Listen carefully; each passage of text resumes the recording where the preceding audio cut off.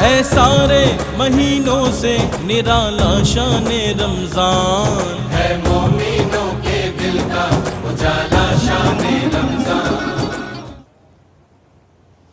بسم اللہ الرحمن الرحیم۔ مولا یا صلی وسلم دائماً ابدا علی حبیبک خیر الخلق کلہم۔ ناظرین اکرام، نعمت افطار ARYQ TV کے لاہور اسٹوڈیو سے آپ دیکھ رہے ہیں پروگرام قرآن اور اسلام کے ساتھ آپ کا میزبان ڈاکٹر سرور حسین نقشبندی حاضر خدمت ہے، اور حمد سے ہم پروگرام کا آغاز کرتے ہیں۔ اور حضرت موہانی کی ایک بڑی معروف زمین ہے، اور اس زمین میں حمد کے یہ چند اشعار، ان کی غزل کی زمین ہے، اور اس میں حمد کے یہ اشعار دیکھیے کہ اتری میرے خیال پہ مشک ختن تمام، اتری میرے خیال پہ مشک ختن تمام، سوچا خدا کا نام تو مہکا بدن تمام، سبحان اللہ، سوچا خدا کا نام تو مہکا بدن تمام، طائر نسیم صبح کے ہمراہ، طائر نسیم صبح کے ہمراہ صبح دم، ذکر خدائے پاک میں دیکھے مگن تمام، ذکر خدائے پاک میں دیکھے مگن تمام، لکھا میرے قلم نے جب ایاک نستعین، لکھا میرے قلم نے جب ایاک نستعین، خوشبو مثال ہو گئے حرف و سخن تمام، خوشبو مثال ہو گئے حرف و سخن تمام، اور نبض حیات اس کے ہی دم سے رواں دواں، ٹھہرا ہے جس کے اذن سے چرخ کہن تمام، اور طاقت تمام دین کے رستے میں صرف ہو، طاقت تمام دین کے رستے میں صرف ہو، کام آئے اس کی راہ میں ذوف بدن تمام، کام آئے اس کی راہ میں ذوف بدن تمام، اور پلکوں پہ ایک نمی سی ہے سرور بوقت حمد، پلکوں پہ ایک نمی سی ہے سرور بوقت حمد، گویا قبول ہو گئی مشق سخن تمام، گویا قبول ہو گئی مشق سخن تمام، سوچا خدا کا نام تو مہکا بدن تمام۔ حمد کے ان اشعار کے ساتھ آئیے پروگرام کے موضوع کی طرف آتے ہیں۔ قرآن اور دنیا کی حقیقت آج ہمارا موضوع ہے، اور اس دنیا کو متاع قلیل کہا گیا ہے، اور ہماری تمام تر تگ و دو، تمام تر جو توانائیاں ہیں وہ اس دنیا کو بہتر بنانے کے لیے صرف ہوتی ہیں، لیکن اس کو دنیا کو بہتر بنانے کے لیے، اچھا گزارنے کے لیے خود ہمیں یہ دعا سکھائی گئی ہے کہ ربنا آتنا فی الدنیا حسنۃ۔ اب یہ دنیا حسنہ کیسے بنتی ہے، اور دنیا کی حقیقت بنیادی طور پہ ہے کیا، قرآن حکیم ہماری کس طرح سے رہنمائی کرتا ہے، یہ اپنے مہمانوں سے آج ہم گفتگو کریں گے۔ ہماری خوش بختی ہے ہمارے ساتھ تشریف فرما ہوتے ہیں جناب مفتی محمد رمضان سیالوی صاحب، خطیب جامع مسجد داتا دربار، خوش آمدید کہتے ہیں آپ کو جناب۔ اور کشف المحجوب کا پروگرام آپ کا خاص طور پہ حضور فیض عالم کی نسبت سے ہوتا ہے، جمعے کو آپ کی زیارت کرتے ہیں ہمارے ناظرین جو ہیں وہ تمام، اس کے علاوہ بھی مختلف پروگراموں کے علاوہ بھی مستقل آپ ماشاءاللہ ARYQ TV۔ یہ میں نے اس جمعہ پر بھی ڈاکٹر صاحب ہدیہ تبریک پیش کیا تھا، آپ نے ذکر کیا تو میں بس ابتدا کر دیتا ہوں کہ 10واں سال ریگولر داتا دربار سے جمعہ کا لائیو خطبہ دیتے ہوئے، اور یہ ARYQ TV کا میڈیا کی دنیا میں ایک منفرد اعزاز ہے، اور یہ آپ کی بھی اور ہماری جتنی بھی ٹیم ادارات تو پورے کا پورا، اور جو ٹیم سارے کور کرتی ہے جمعے کے دن کو، سب لوگ جو ہیں وہ مبارکباد کے، اور میں سمجھتا ہوں اس برکتوں میں برابر کے حصے دار ہیں۔ بے شک بے شک۔ جناب قاری محمد یونس قادری صاحب تشریف فرمائے ہمارے ساتھ، ARYQ TV کے بہت سے مقبول پروگراموں کے میزبان ہیں۔ ترتیل القرآن میں آپ ان کو دیکھتے ہیں، حیات صحابہ میں دیکھتے ہیں، اور رمضان المبارک میں تو روز زیارت کرتے ہیں۔ قرآن اور اسلام میں ہمارے ساتھ تشریف فرمائے جناب مفتی ڈاکٹر حافظ عرفان اللہ سیفی صاحب، آپ کو بھی خوش آمدید سر، آپ کا بہت شکریہ۔ رمضان المبارک میں آپ ہمارے ساتھ تشریف فرما ہوتے ہیں اور ہماری رہنمائی کرتے ہیں۔ بہت ممتاز، محترم اور سریلے اور رسیلے ثنا خواں جناب محمود الحسن اشرفی ہمارے ساتھ، محمود الحسن صدیقی ہمارے ساتھ تشریف فرمائے، آپ کو بھی خوش آمدید کہتے ہیں۔ ناروال سے ان کا تعلق ہے، گجرانوالا آج کل قیام پذیر ہیں، اور گزارش ہے بسم اللہ کلام عطا فرمائے۔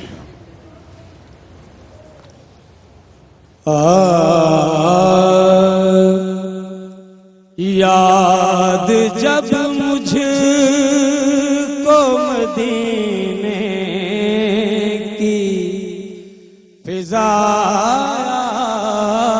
آتی ہے، جب مجھ کو مدینے کی فضا آتی ہے، سانس لیتا ہوں تو جنت کی ہوا آتی ہے، سانس لیتا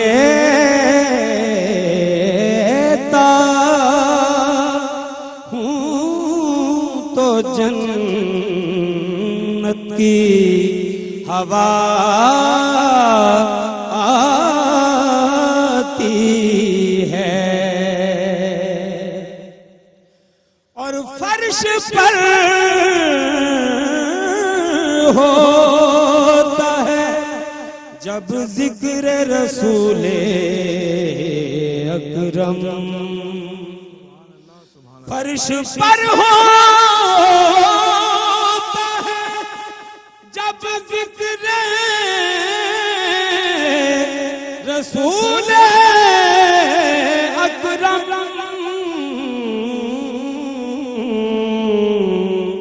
عرش حق سے بھی درودوں کی صدا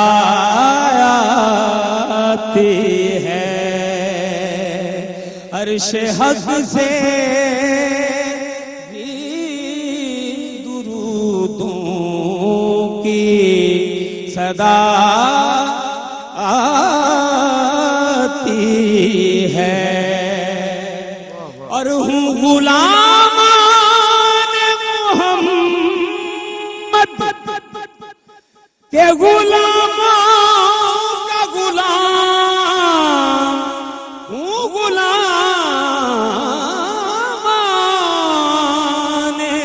محمد کہ غلاموں کا غلام، خاک ہوں خاک کو بچھنے کی ادا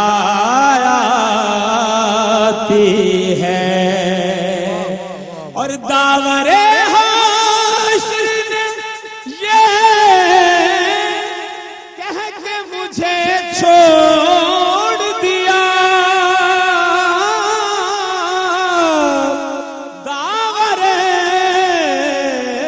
حشر نے یہ کہہ کے مجھے چھوڑ دیا، خوب تجھ کو میرے پیارے کی ثنا آتی ہے، یاد جب مجھ کو مدینے کی فضا آتی ہے۔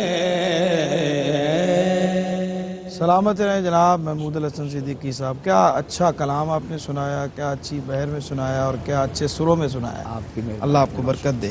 اور ناظرین مجھے شعر یاد آ رہا ہے، اس زمین میں بہت سارے شعراء کرام نے نعت کہی ہے، لیکن جعفر بلوچ صاحب کا ایک شعر ہمیشہ دامن دل کھینچتا ہے، اور وہ کہتے ہیں کہ دوستو بزم تعیش میں نہ لے جاؤ مجھے، دوستو بزم تعیش میں نہ لے جاؤ مجھے، مجھ کو فقر شہ والا سے حیا آتی ہے، واہ واہ واہ واہ، مجھ کو فقر شہ والا سے حیا آتی ہے۔ کیا بات، اللہ ان کے درجات کو بلند فرمائے۔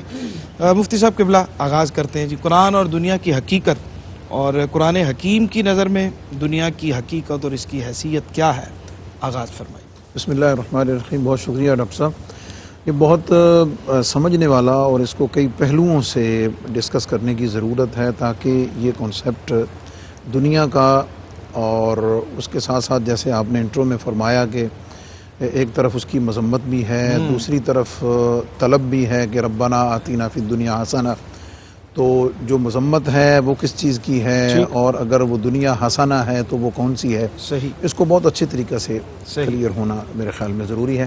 ہم سب سے پہلے قرآن مجید فرقان حمید کی روشنی میں دو چیزوں کو سمجھتے ہیں کہ قرآن مجید دنیا کیسے کہتا ہے۔ تو ایک تو دنیا اور دنیا کو حاصل کرنے کے لیے جو ایک انسان کے اندر فطرتی طور پہ چیز رکھی گئی ہے اس کو قرآن مجید نے شہوات سے تعبیر کیا ہے. ٹھیک. تو 2 آیات میں عرض کرتا ہوں، اس سے تھوڑا واضح ہو جائے گا. اللہ کریم نے سورہ حدید میں فرمایا کہ اعلموا انما الحیات الدنیا لعب ولہو وزینۃ وتکاثر بینکم فی الاموال والاولاد وتفاخر بینکم وتکاثر فی الاموال والاولاد. سب سے پہلا تو یہ فرمایا کہ یہ چیزیں ہیں جو تمہیں جس کو آپ دنیا کہہ سکتے ہیں. صحیح. وہ کیا ہے کہ کھیل تماشا، یعنی لغو چیزوں میں دل کا لگ جانا، ہر وہ چیز جو آپ کو اللہ کے ذکر سے اور باقی چیزوں سے، کھیل کود، کوئی بھی چیز جو آپ کو غافل کر دے. تفاخر بینکم، آپس میں ایک دوسرے پر سبقت لے جانا اور دنیا داری کے اعتبار سے اس تصور کے ساتھ آگے بڑھنا کہ یہ چیز میرے پاس دوسرے سے زیادہ ہے. صحیح صحیح صحیح. کوئی بھی چیز ہو سکتی ہے، ٹھیک. کاروبار، ایچ اینڈ ایوری تھنگ، گاڑی، مکان، اولاد، ہر چیز مجھ سے بہتر. اور وَتَكَاثُرٌ فِي الْأَمْوَالِ وَالْأَوْلَادِ، اولاد میں اور مال میں کثرت کا طلب کرنا، زیادتی کی طرف بڑھتے چلے جانا. ایک تو یہ بات. اب دوسری آیت جو سورہ آل عمران کی ہے، اللہ کریم فرماتا ہے زُيِّنَ لِلنَّاسِ حُبُّ الشَّهَوَاتِ مِنَ النِّسَاءِ وَالْبَنِينَ وَالْقَنَاطِيرِ الْمُقَنطَرَةِ مِنَ الذَّهَبِ وَالْفِضَّةِ والخیل المصومہ والانعام والحرث ذالک متاع الحیات الدنیا. قرآن نے ڈکلیئر کر دیا ہے کہ یہ ہے دنیا. صحیح. دنیا کا ساز و سامان یہ ہے کہ جن میں انسان فطرتی طور پہ مشغول ہوتا ہے. صحیح. ہو سکتا ہے اور ہونا اس کی فطرتی مجبوری بھی ہے. وہ کیا ہے؟ حب الشہوات، شہوات کی محبت. آگے اس کی تشریح فرمائی من النساء، عورتیں، والبنین، اولاد، بیٹوں، اولاد مراد ہے، والقناطیر المقنطرۃ من الذهب والفضہ، سونے اور چاندی کو جمع کرنے کی حرص اور ہوس کہ زیادہ سے زیادہ ہو. والخیل المصومہ، نشان لگائی ہوئی سواریاں، آج کے جدید دور میں گاڑیاں، ہیلی کاپٹر، یہ ساری چیز اس میں شامل. والانعام والحرث، مال مویشی یہ زمینداروں کے لیے ہے. والحرث، کھیتی باڑی، یہ بھی زمینداروں وڈیروں کے لیے ہے. یہ آپ اگر ان چیزوں میں یہ جو 6 چیزیں ہیں ان میں غور کریں تو کسی نہ کسی لیول پہ ہر بندہ کہیں نہ کہیں اس کے اندر ملوث ہے، کہیں نہ کہیں ملوث ہے. اپنی اپنی سطح پہ جو پیسے والا ہے کم ہے یا زیادہ ہے کہ اچھا. لیکن یہ سمجھنے والی بات ہے کہ اللہ رب العزت نے ان چیزوں میں جو ایک اٹریکشن رکھی ہے وہ فطرتی ہے اور دنیا کے نظام کو چلانے کے لیے ضروری ہے. صحیح صحیح. اب امتحان کہاں پہ آتا ہے؟ ترک دنیا بھی نہیں کر سکتا. ترک دنیا بھی نہیں کر سکتے. اچھا، اب اس کو جو سمرائز کیا ہے اس تصور اور کنسپٹ کو، وہ مولانا روم علیہ الرحمہ نے ایک اپنے شعر میں فرمایا ہے. آپ فرماتے ہیں کہ چیز دنیا از خدا غافل بدن. واہ واہ واہ واہ، کیا بات. آپ فرماتے ہیں دنیا جو اصل ہے نا، یعنی یہ مال و متاع، یہ سونا چاندی، کاروبار، عہدہ، یہ دنیا کے برتنے کا سامان ضرور ہے. صحیح صحیح. لیکن اصل یہ فتنہ کب بنے گا؟ از خدا غافل بدن، جب یہ تجھے اللہ کی یاد سے غافل کر دے. بالکل صحیح. تو اس کو آپ یوں کہہ سکتے ہیں کہ ہو سکتا ہے کہ ایک امیر شخص جی جس کے پاس مال و دولت کی کثرت ہے وہ مقرب الی اللہ ہو. صحیح. کیوں؟ کہ اس کے دل میں اس کی محبت نہیں ہے، اس کا مال یتیم و مسکینوں کے لیے خرچ ہو رہا ہے. اور یہ ہو سکتا ہے کہ ایک فقیر اور تنگ دست جس کے پاس دنیا کا مال و متاع نہیں ہے وہ دنیا کی محبت میں مبتلا ہو کر اللہ کی رحمت سے دور ہو جائے. تو یہ اس کو اگر ہم اس ترتیب سے تھوڑا سمجھیں گے مزید آگے تو انشاءاللہ اس کو بالکل ٹھیک. اچھا ڈاکٹر صاحب، قرآن حکیم کی روح سے جو بندہ مومن کے لیے جو دنیا کا تصور ہے یا دنیا کی زندگی کا، اس کے لیے دائرہ کار ہے، وہ کیا ہے؟ جی بسم اللہ الرحمن الرحیم. بہت شکریہ جناب.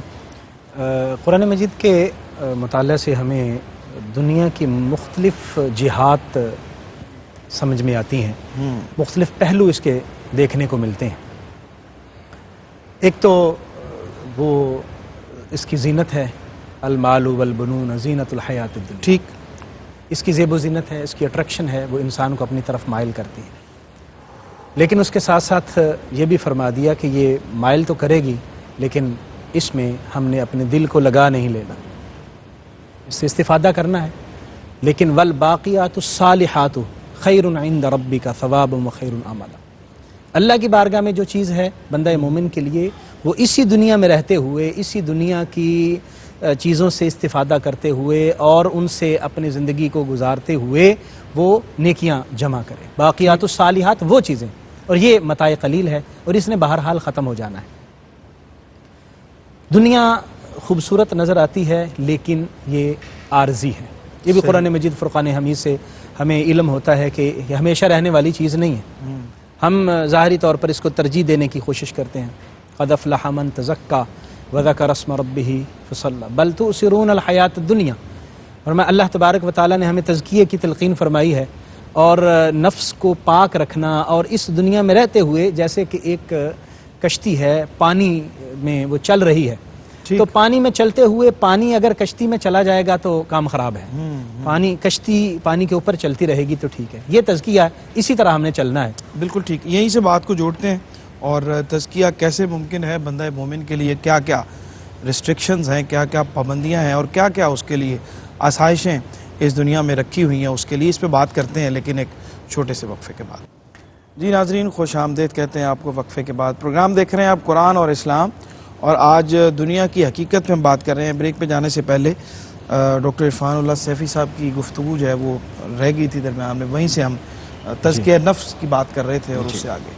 تو میں عرض کر رہا تھا کہ دنیا میں رہتے ہوئے انسان دنیاوی نعمتوں سے لطف اندوز بھی ہو، اور وہ اللہ تبارک و تعالیٰ نے خود فرمایا وَالَّذِي خَلَقَ لَكُم مَّا فِي الْأَرْضِ جَمِيعًا. اللہ تعالیٰ نے تمہارے لیے پیدا کیا، یعنی یہ اس کی نعمتیں ہمارے لیے ہی پیدا ہوئی ہیں. ٹھیک. لیکن اس سے ہمیں یہ بھی محسوس ہوتا ہے کہ یہ دنیا ایک دارالعمل بھی ہے اور آزمائش کا گھر بھی ہے. ٹھیک.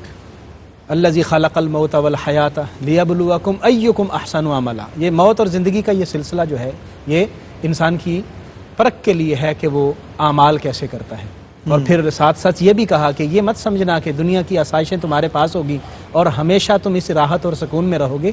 وَلَنَبْلُوَنَّكُمْ بِشَيْءٍ مِّنَ الْخَوْفِ وَالْجُوعِ وَنَقْصٍ مِّنَ الْأَمْوَالِ. دنیا کا یہ پہلو بھی ہے، ان مصائب سے، ان مشکلات سے، ان پریشانیوں سے بھی گزرنا پڑے گا.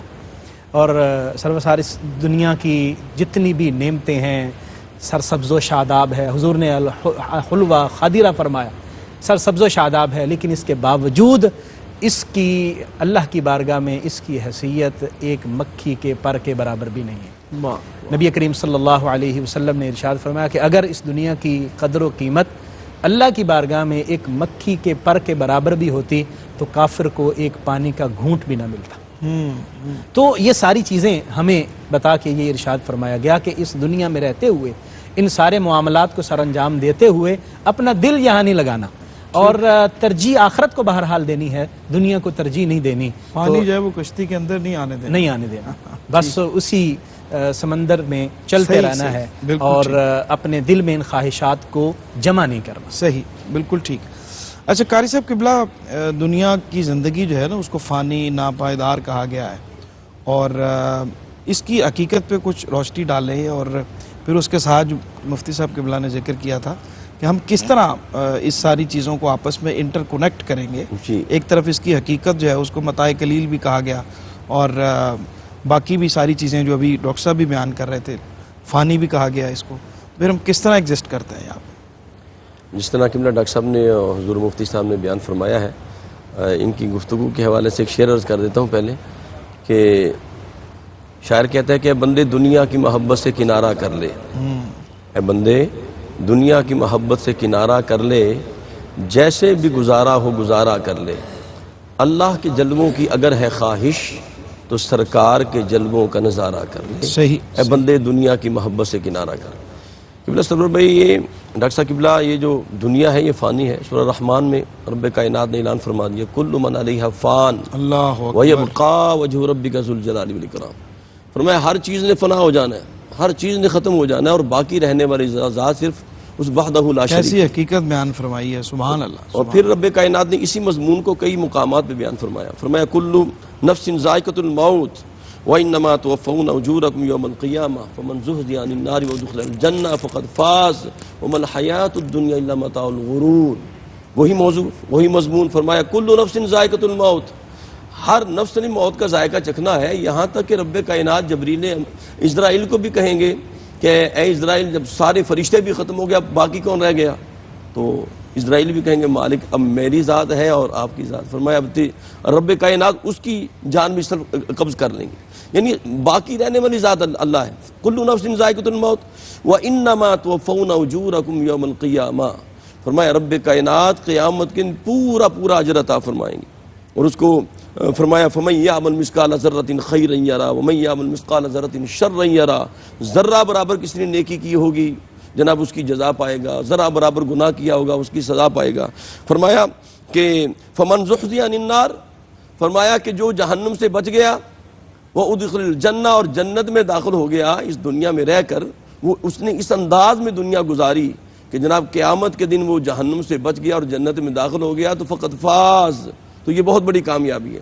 لیکن پھر فرما دیا وما الحیات الدنیا الا متاع الغرور, یہ دنیا کا جو متاع ہے یہ دھوکے کا سامان ہے. پھر سورہ فاطر کے اندر رب کائنات نے فرمایا یا ایھا الناس ان وعد اللہ حق فلا تغرنکم الحیات الدنیا ولا یغرنکم باللہ الغرور. فرمایا کہ اللہ کا جو وعدہ ہے حضرت انسان وہ برحق ہے, وہ آنے والا ہے, وہ یعنی قیامت بپا ہو کے رہے گی. تمہیں دنیا کے اندر جو تو نے اعمال کیے ہیں تمہیں ایک چیز کا حساب نہیں دینا پڑے گا. تجھے اللہ کے بارے میں یہ دنیا کا مال و متاع دھوکے میں نہ ڈال دے. سرکار دو عالم صلی اللہ علیہ وسلم دنیا کے حوالے سے جب رب کائنات نے پوچھا ہے حبیب آپ نبی عبد بننا پسند کریں گے یا نبی بادشاہ بننا پسند کریں گے, تو آپ نے عرض کی مالک میں نبی عبد بننا پسند کرتا ہوں. حالانکہ یہ بھی کہا گیا اگر آپ چاہیں تو یہ پہاڑ سونے اور چاندی کے بن کے آپ کے ساتھ جائیں, لیکن نہیں, سرکار دو عالم نے جناب کیا اختیار کیا. سیدنا عمر فاروق رضی اللہ تعالیٰ آپ کی بارگاہ میں حاضر ہوتے ہیں تو دیکھا کہ ایک پیالہ ہے, ایک مشکیزہ ہے, ایک چٹائی ہے, یہ کل کائنات آپ کے پاس پڑی ہے. تو آپ کی آنکھوں سے آنسو جاری ہو گئے. سرکار دو عالم نے پوچھا عمر کیا ہوا؟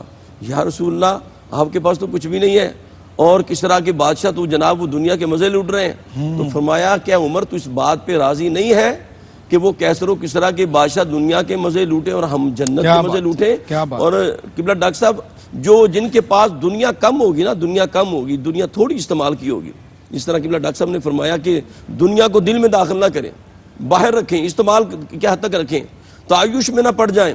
تو فرمایا کہ جس نے دنیا کے اندر داخل نہیں ہوا ہوگا بلکہ ضروریات زندگی کے تحت اس نے دنیا کو استعمال کیا ہوگا, اس کا پھر مقام کیا ہوگا. کریم آقا نے فرمایا کہ وہ لوگ جن کے پاس دنیا کم تھی وہ 40 سال پہلے مالداروں سے 40 سال پہلے جنت میں داخل ہو. کیا بات, سبحان اللہ. مفتی صاحب قرآن حکیم دنیا کو ترجیح دینے والوں کا ٹھکانہ کہتے ہیں کہ جہنم میں, جو زندگی میں دنیا کمانے سے تو منع نہیں کیا گیا لیکن جو ترجیح دیتے ہیں اپنے معاملات میں دنیا کو, ان کا ٹھکانہ جہنم قرار دیا. اس پہ آپ کو رہنمائی فرمائیں. جی, جو پہلے سوال کیا تھا اپنے قاری صاحب سے جس میں آپ نے پوچھا تھا کہ ہم اس وقت کہاں ایگزسٹ کرتے ہیں, اس کو جو ڈسکس کرنا بہت ضروری ہے. دیکھیں بات یہ ہے کہ اللہ رب العزت نے دنیا میں ہر انسان کے رزق کا خود ذمہ لیا ہوا ہے. ٹھیک, اس کے لیے اس کو کوشش اور سٹرگل اس کے ذمہ ہے, لازمی قرار دی گئی ہے. اور اللہ نے فرمایا کہ واللہ فضل بعضکم علی بعض فی الرزق.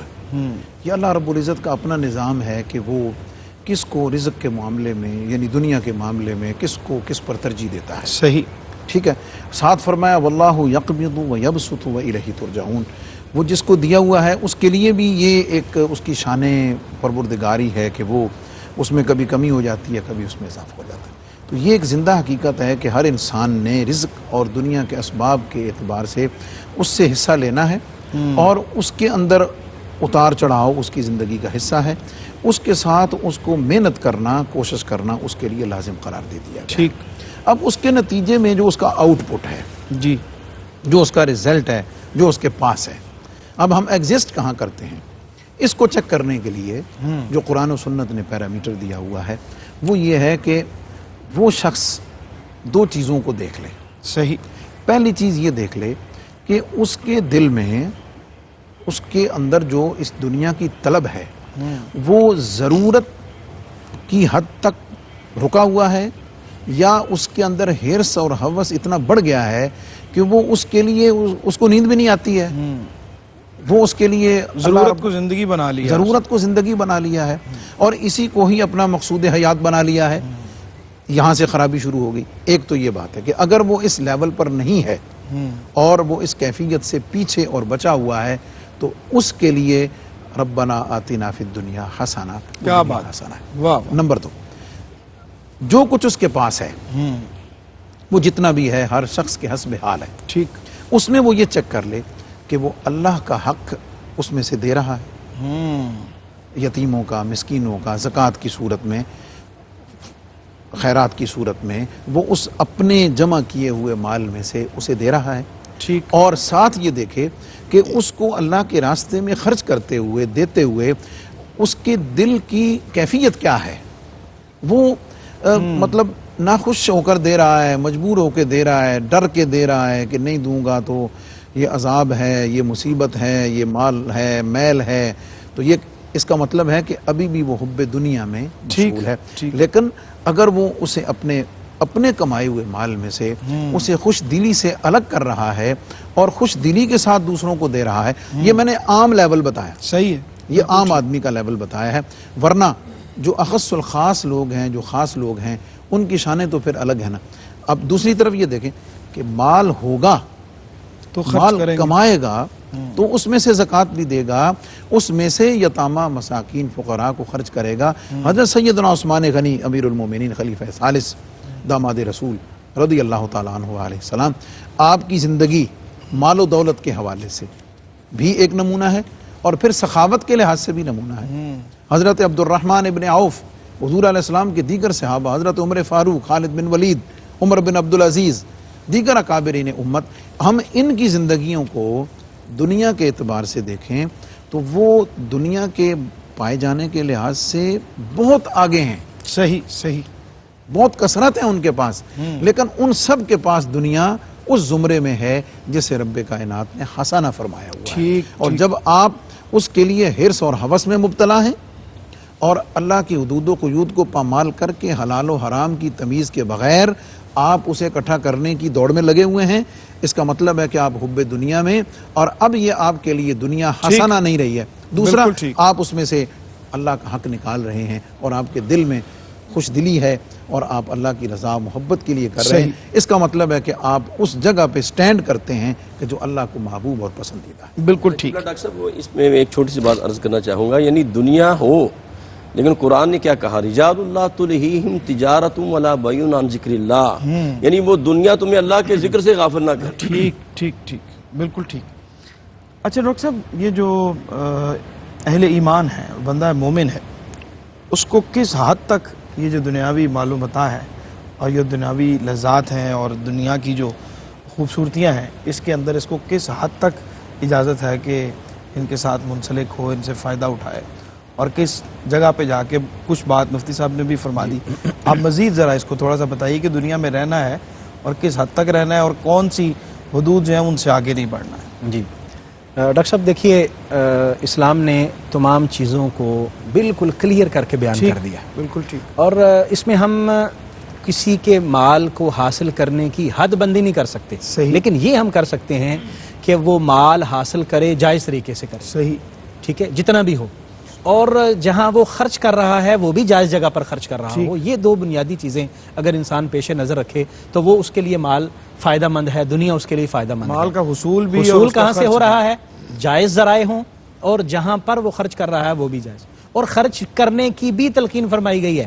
یہ نہیں ہے کہ نہیں، ایک شخص حضور کی خدمت میں حاضر ہوا، لباس اس کا اچھا نہیں تھا، نبی کریم صلی اللہ علیہ وسلم نے اس کو دیکھا، آپ نے فرمایا تیرے پاس مال ہے؟ اس نے عرض کیا حضور میرے پاس ہر طرح کا مال ہے۔ آپ نے پھر فرمایا لیُرَا عَلَيْكَ أَثْرُ النِّعْمَةِ، تجھ پر اللہ کی نعمت کا اثر نظر بھی آنا چاہیے، یعنی اگر اللہ نے دیا ہے تو اس کو استعمال بھی کرو۔ جو بنیادی چیز کی بات مفتی صاحب فرما رہے تھے وہ اصل میں وہ ہے کہ اللہ کی یاد سے غافل نہ کر دے، لا تطیع من اغفلنا قلبہ عن ذکرنا، اللہ کے ذکر سے غافل کرے گا تو پھر وہ مال ہے، وہ شخص ہے، وہ جو بھی ہے، اس سے پھر ہم نے پیچھے رہنا۔ اگر مال اللہ کے ذکر سے دور کر دے، ورنہ استعمال کرنے کی تلقین بھی فرمائی گئی، اور اس کو حضرت عثمان غنی رضی اللہ تعالیٰ عنہ کی خوبصورت مثال ہے کہ وہ غزوہ تبوک کے موقع پر وہ مال و دولت اس کثرت سے اسلام کے لیے پیش کرتے ہیں کہ حضور علیہ السلام فرماتے ہیں کہ آج کے بعد عثمان کا کوئی فعل بھی اس کے لیے نقصان کا باعث نہیں ہوگا، اور جنت کی بشارتیں ان کو عطا فرماتے ہیں۔ اسی طرح دیگر صحابہ کرام۔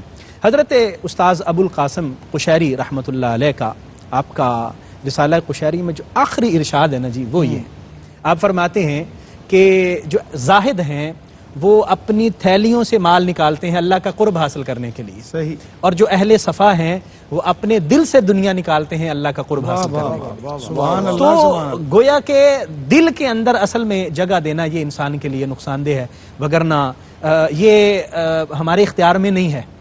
اب دیکھیے قرآن مجید نے جو لفظ استعمال کیا ہے وہ زینا، یہ مجہول کا صیغہ، مزین کر دی گئی ہے، اب ہمارے سامنے تو مزین ہے، تو اس لیے نبی کریم صلی اللہ علیہ وآلہ وسلم نے اس کی جو حدود بیان فرمائی ہیں وہ مثلا شادیوں کا ذکر ہے تو 4 تک کی حد بندی کر دی ہے، اس سے آگے نہیں جا سکتے۔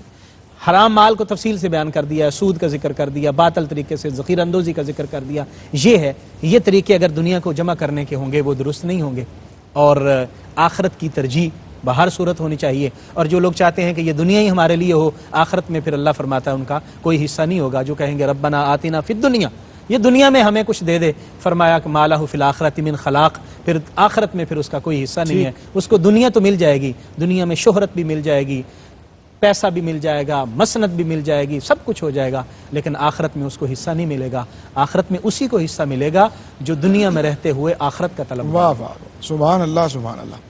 اچھا قاری صاحب، ربنا آتنا فی الدنیا حسنۃ کی جو آیہ مبارکہ ہے اس کے اندر ظاہر ہے کہ بہت بڑی معنویت ہے، اور اس کے اندر اس کا دائرہ کار اتنا پھیلا ہوا ہے کہ اس کو سمجھنا بہت ضروری ہے، اس پہ کچھ اشارے بھی کیے گئے ہیں، تو اس دعا کی جو معنویت ہے اس کے حوالے سے کچھ آپ ارشاد فرمائیے۔ قبلہ ڈاکٹر صاحب، اس ربنا آتنا فی الدنیا کے اندر حسنہ کے اندر بہت سی چیزیں آ جاتی ہیں۔ مثال کے طور پر ربنا آتنا فی الدنیا حسنہ کے اندر مولا علی فرماتے ہیں کہ بہترین جو ساتھی آپ کا ہے، اچھا دوست ہے، کیونکہ انسان کا ایمان اس کے دوستوں پر ہوتا ہے، فرمایا اچھا سنگی مل جائے، اچھا ساتھی مل جائے۔ قرآن نے بار بار کہا کہ فرمایا یا ایھا الذین آمنوا اتقوا اللہ وکونوا مع الصادقین، اچھے بندے کی تلاش کرو، بلکہ یہاں تک کہ سرور بھائی فرمایا گیا قبلہ کہ فرمایا وتوفنا مع الابرار، موت بھی مانگو تو نیکوں کے ساتھ مانگو۔ تو ربنا آتنا فی الدنیا حسنہ کے اندر اچھا دوست بھی ہے، اچھی بیوی بھی ہے، اچھی صحبت بھی ہے، اچھا مال بھی ہے، اس کا دائرہ کار بہت وسیع ہے۔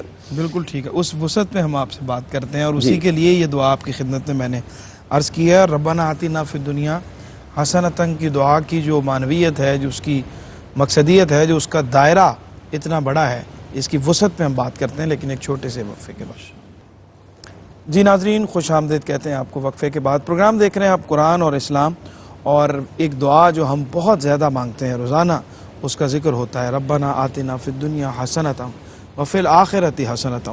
اس حوالے سے ہم بات کر رہے تھے، اور قاری صاحب اس دعا کی وسعت کے حوالے سے ہمیں کچھ بتانے لگے تھے کہ اس کی وسعت کیا ہے۔ بسم اللہ۔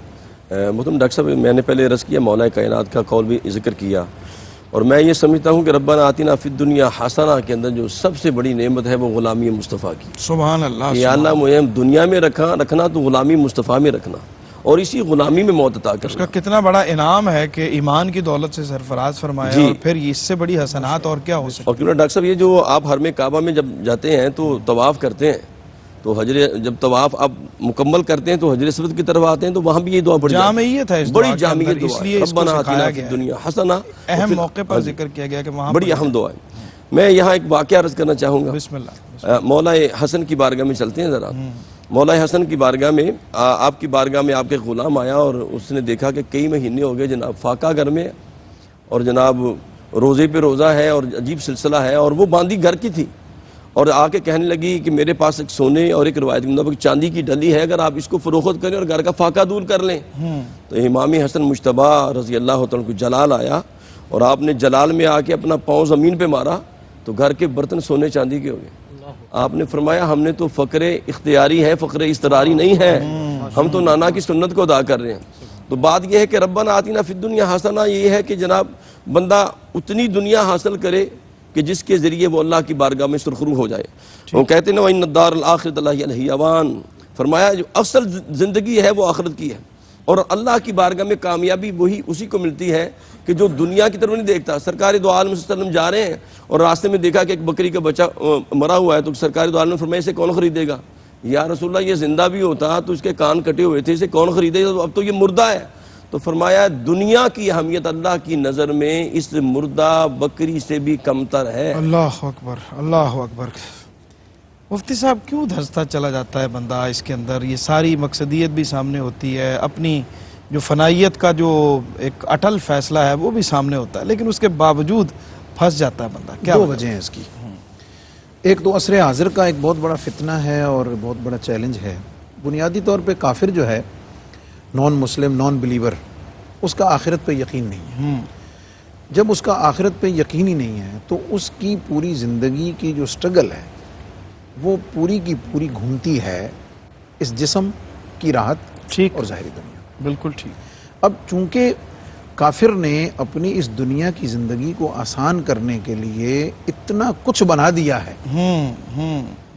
اتنا کچھ بنا دیا ہے کہ انسان کے لیے اس سے بچنا، اس سے پیچھے ہٹنا مشکل ہے. صحیح صحیح. ایک تو یہ وجہ ہوئی ہے آج کے سائنٹیفک دور میں، بالکل ٹھیک. جس کی وجہ سے انوالومنٹ ہو گئی ہے. دوسری ایک وجہ یہ بھی ہے کہ یؤمنون بالغیب ہے، ہاں کہ وہ چونکہ ایک نظر نہ آنے والی دنیا ہے، نظر نہ آنے والی چیز ہے، اور ایمان اور یقین اتنا مضبوط نہیں ہے صحیح کہ جو اس کے اوپر ہر انسان سٹینڈ کر سکے، صحیح. جس کی وجہ سے اس کا اپنے اس ایمان کے اوپر قائم رہنا اس کے لیے مشکل ہے. ٹھیک. یہ دو وجہ ہیں. تیسری اور آخری وجہ یہ ہے کہ چونکہ اس کے اندر اٹریکشن بہت زیادہ ہے، اٹریکشن بہت زیادہ وہ جو زینت رکھا زینت کہا گیا ہے جیسے اس کو. ذکر ہوا ہے، اس کی وجہ سے انسان کا اس کی طرف مائل ہونا. پھر اسباب میں سے یہ ہے کہ جو صحبت صالح ہے، جو اچھے لوگوں کی صحبت ہے، جو نیک لوگوں کی صحبت ہے، جہاں سے یہ ترک دنیا کے طریقے، حب دنیا سے بچنے کے طریقے، ہاں جہاں سے انسان کو سیکھنے ہیں وہ ختم ہو گئے ہیں، یا اگر سو کالڈ ایسے ہیں بھی صحیح تو بذات خود وہ دنیا کی نمود و نمائش میں ایسے مبتلا ہیں ٹھیک. کہ ان سے وہ سبق سیکھا نہیں جا سکتا. ایک بالکل دوست بہت امیر صحیح. کبیر، کسی وقت خیال آیا تو ایک بندے اللہ والے کا سمجھ کے اس کے ساتھ ہو لیا. کچھ ٹائم گزارا، آنا جانا اس کی مجلس میں رہا تو 1 مہینے کے بعد پھر بند کر دیا. اس کے کسی دوست نے پوچھا کہ آپ نے فلاں پیر صاحب کے پاس جانا آنا شروع کیا تھا تو اب بند کر دیا ہے، کیا وجہ ہے؟ اس نے کہا یار بات یہ ہے کہ ہم بہت امیر لوگ، دنیا سے غافل لوگ ہیں، اللہ سے بے ڈر لوگ ہیں. صحیح. تو دل میں خیال آیا کہ چلو یہ اچھا نیک آدمی ہے، اس کے پاس بیٹھیں گے تو کوئی اللہ کا خوف آئے گا، کوئی دنیا کی محبت نکلے گی. تو کہتا پھر کیا ہوا؟ اس نے کہا جب تھوڑا سا میں ان کے کلوز ہوا نا تو مجھے پتا چلا کہ حضرت تو مجھ سے بڑے دنیا دار ہیں. سمجھ گئے؟ وہ میخانے بند ہو گئے، صحیح. وہ میخانے اجڑ گئے ٹھیک. جہاں سے یہ دولت، یہ نعمت ملتی تھی، بالکل کہ جہاں پہ بیٹھ کر انسان کے دل سے دنیا کی محبت دور ہو جاتی تھی. بالکل ٹھیک.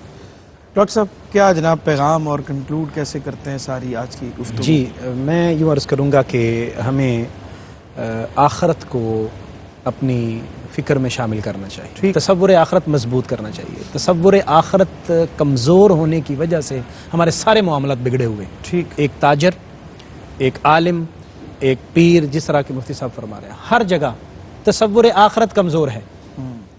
اب قرآن پڑھنے والے بھی تصور آخرت اگر ویسے نہ رکھیں جیسے رکھنا چاہیے تو پھر کسی اور سے کیا شکوہ ہے؟ اگر دین کا حلیہ اپنانے والے بھی تصور آخرت نہ رکھیں تو پھر کسی اور سے کیا کہیں؟ ٹھیک. تو یہ ہمیں کرنا. اور یہ خاص طور پر رمضان المبارک کے یہ جو ایام ابھی گزر رہے ہیں، تقریباً 2 عشرے گزر گئے، 1 عشرہ باقی ہے. میں گزارش کروں گا کہ ہمیں فکر کرتے ہوئے، خیال کے ساتھ کہ اللہ کی بارگاہ میں ہم نے پیش ہونا ہے، اپنے معاملات سیدھے کرنا. صحیح. اور آخرت کی دل میں محبت پیدا کرنے کے لیے بہترین ایک چیز اہل اللہ کی صحبت ہے، اور فقراء اور مساکین کے ساتھ بیٹھنا. ٹھیک. ان کے ساتھ یہ بزرگوں نے بھی ارشاد فرمایا ہے کہ تم جس طرح کی صحبت میں بیٹھو گے ویسا ہونے کا تمہارا من کرے گا. اگر عمراء اور بڑے بڑے جو ذمہ دار لوگ ہیں ان کی صحبت میں بیٹھیں گے تو دل بھی کرے گا میں ایسا ہو جاؤں. اور اگر فقراء اور مساکین کی صحبت میں بیٹھیں گے، نبی رحمت صلی اللہ علیہ وسلم کی دعا بھی یہی ہے، فقراء اور مساکین کی صحبت اور ان کے ساتھ رہنے کا. اور اللہ تبارک و تعالیٰ نے یہی فرمایا وَلَا تَعْدُ عَيْنَاكَ عَنْهُمْ. محبوب نہیں، آپ نے نظر کرم ان سے دور نہیں کریں، آپ نے آپ کو ان کے ساتھ رکھیے. تو ہم اگر اہل اللہ اور اہل فقر کے ساتھ بیٹھیں گے تو انشاءاللہ اس میں ہم کامیاب ہو سکیں. بالکل ٹھیک. بالکل ٹھیک. قاری صاحب کوئی مختصر سا میسیج عطا فرما دیں اور پھر اختتام کریں. قبلہ ڈاکٹر صاحب میں عرض کرتا ہوں جی، یہ دنیا کا جو مال ہے نا، کبھی انسان اس سے سیر نہیں ہوتا. ٹھیک. کریم آقا علیہ السلام نے فرمایا کہ کسی کو 2 وادیاں سونے کی مل جائیں، 2 وادیاں، تو وہ کہے گا اور مال. فرمایا اس کا پیٹ صرف قبر کی مٹی بھر سکتی ہے. سرکار دو عالم صلی اللہ علیہ وسلم نے ایک بکری ذبح ہوئی اور گھر میں تشریف لائے اور کریم آقا نے پوچھا عائشہ سے، ام المومنین سے پوچھا کہ آپ نے کیا بانٹا اور کیا رکھ لیا؟ عرض کی یا رسول اللہ ساری بکری بانٹ دی ہے اور یہ دستی رکھ لی ہے۔ فرمایا نہیں، جو بانٹ دیا ہے وہ محفوظ ہو گیا ہے۔ تو بندہ کہتا ہے نا مال مال مال، فرمایا بندہ مال مال کرتا ہے، وہ مال تو اس نے جو کھا کے فنا کر دیا، پہن کے پرانا کر دیا، ہاں وہ مال بچ گیا جو اس نے صدقہ کر دیا۔ ٹھیک، بالکل ٹھیک مفتی صاحب۔ جی طویل حدیث ہے لیکن اس موضوع کے حوالے سے تربیت میں یہ حضور علیہ السلام کا یہ فرمان بہت ہی لائق عمل ہے۔ وہ یہ ہے کہ مفہوم حدیث ہے، آقا کریم علیہ السلام نے فرمایا کہ تم دنیا کے معاملے میں اپنے سے نیچے والے کو دیکھو، کیا بات، اور دین کے معاملے میں اپنے سے اوپر والے کو۔ واہ واہ واہ، یہ ایک طریقہ ہے آج کے دور میں سبحان اللہ، دنیا سے حسنات کو اکٹھا کرنے کا، کہ آپ دین میں اپنے سے بہتر کو دیکھیں، دنیا میں اپنے سے نیچے والے کو دیکھیں۔ نیچے والے کو دیکھو گے تو شکر پیدا ہوگا، اور دین میں اوپر والے سے کو دیکھو گے تو رغبت اور شوق پیدا ہوگا۔ واہ، بہت شکریہ جناب مفتی محمد رمضان سیالوی صاحب، جناب قاری محمد یونس قادری صاحب، جناب ڈاکٹر حافظ عرفان اللہ سیفی صاحب، جناب محمود الحسن صدیقی صاحب، آپ کا بہت شکریہ، اور ناظرین اکرام آپ کا بھی بہت شکریہ۔ اور سلسلہ انتخاب کلام، اس میں چند اشعار آج کے موضوع کی مناسبت سے اتفاق سے متصل ہو گئے ہیں، اور حضرت مولانا کفایت علی کافی رحمت اللہ علیہ ان کی یہ نعت سنیے جو انہوں نے پھانسی گھاٹ کی طرف جاتے ہوئے تحریک آزادی میں ہمارے علماء نے بہت بنیادی کردار ادا کیا ہے، اور آج کے موضوع سے متصل ہو گیا، اس لیے آپ کو لطف آئے گا کہ کوئی گل باقی رہے گا نئے چمن رہ جائے گا، کوئی گل باقی رہے گا نئے چمن رہ جائے گا، اور رسول اللہ کا دین حسن رہ جائے گا، پر رسول اللہ کا دین حسن رہ جائے گا۔ ہم سفیرو باغ میں ہے کوئی دم کا چہچہا، ہم سفیرو باغ میں ہے کوئی دم کا چہچہا، بلبلیں اڑ جائیں گی سونا چمن رہ جائے گا، اطلسو کم خواب کی پوشاک پر نازا نہ ہو، اطلسو کم خواب کی پوشاک پر نازا نہ ہو، اس تنے بے جان پر خاکی کفن رہ جائے گا، اس تنے بے جان پر خاکی کفن رہ جائے گا، نام شاہان جہاں مٹ جائے گا لیکن یہاں، نام شاہان جہاں مٹ جائے گا لیکن یہاں، حشر تک نام و نشان پنج تن رہ جائے گا، اور سب فنا ہو جائے گا کافی و لیکن حشر تک، سب فنا ہو جائے گا کافی و لیکن حشر تک، نعت حضرت کا زبانوں پر سخن رہ جائے گا، کوئی گل باقی رہے گا نئے چمن رہ جائے گا، کیا کہنے ڈاکٹر پر رسول اللہ کا دین حسن رہ جائے گا۔ انشاءاللہ کل آپ سے ملاقات ہوگی ایک نئے موضوع کے ساتھ۔ کلام شامل کرتے ہیں جناب محمود الحسن صدیقی ہمارے ساتھ تشریف فرما۔ سبحان اللہ سبحان اللہ۔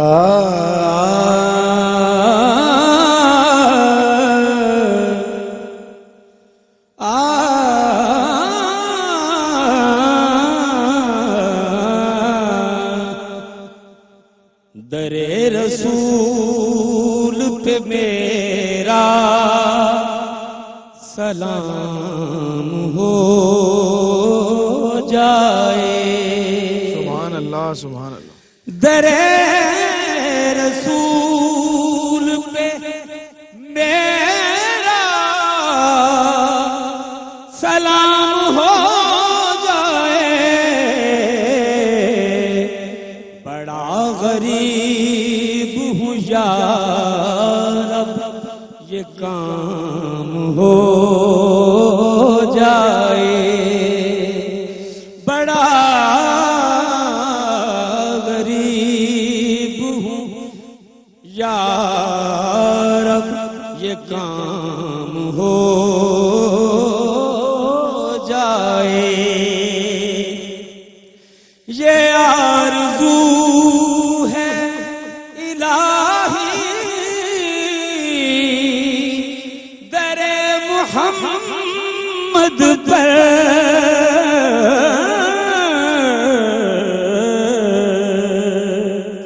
یہ آرزو ہے الہی در محمد پر، میری حیات کا قصہ تمام ہو جائے اور گناہگار ہوں محشر میں میری بخشش کا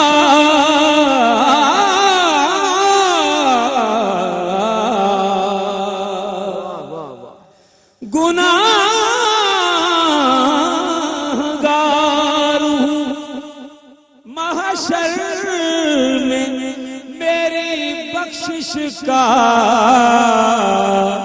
شفیع حشر کوئی انتظام ہو جائے. وقتہ دیکھیے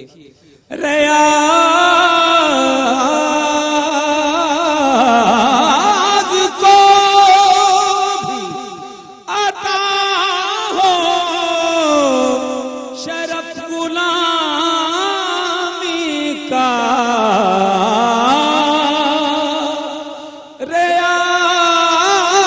ریاض کو بھی عطا ہو شرف غلامی کا تیرے غلاموں میں اس کا بھی نام ہو جائے. در رسول پہ میرا ایک شعر اور سنائے.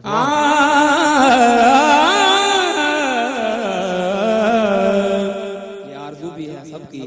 یہ آرزو ہے الہی یہ آرزو ہے الہی در محمد پر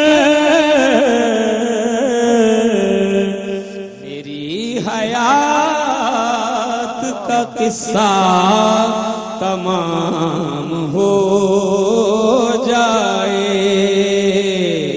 در رسول پہ میرا سلام ہو جائے.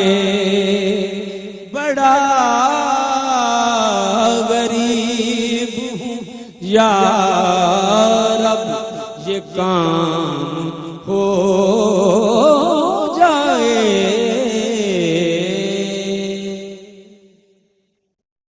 ہے سارے مہینوں سے ہے سارے مہینوں سے نرالا شان رمضان.